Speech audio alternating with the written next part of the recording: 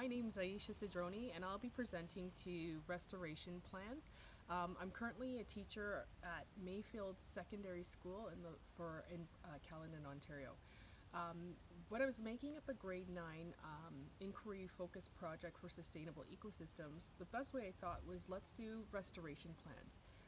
And restoration plans are looking at ecosystems or current ecosystems and having students design ways to modify or amend the area so that it can actually increase biodiversity richness and biodiversity evenness.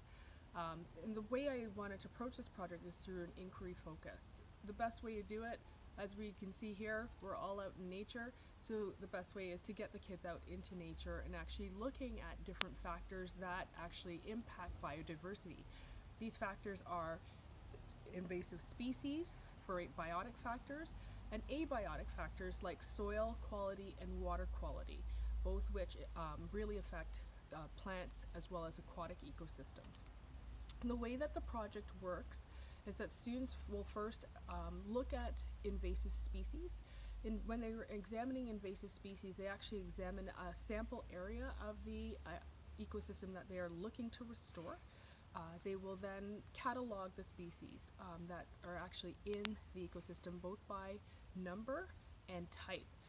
By doing so, they actually get to see both biodiversity richness, so different numbers of species, and evenness, how abundant each species is. By doing so, you allow your students to do a couple of things, actually be able to go out into nature and identify different species, and see that even if you have a really biodiverse ecosystem, but there's not very many of those different types of species, well, it may actually say that the health of the ecosystem is in trouble. The second project that I have students in this format do is they're going to look at water quality and how water quality actually impacts ecosystems. By doing this, they're actually making a turbidity tube. So you have students make a turbidity tube, usually using either a graduated cylinder or a fluorescent tube sleeve.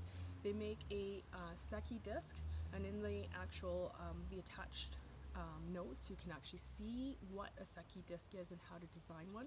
And they look at how turbid the water is. When water is too turbid, it usually indicates that fish won't spawn there and that other types of aquatic life will have some difficulty. In order to make sure that this is safe, you want to only have kids sample from shore, so they should never enter the body of water, and make sure whatever permission forms that you require can be got from your school board around water safety. The third thing that we'll be looking at is the soil quality.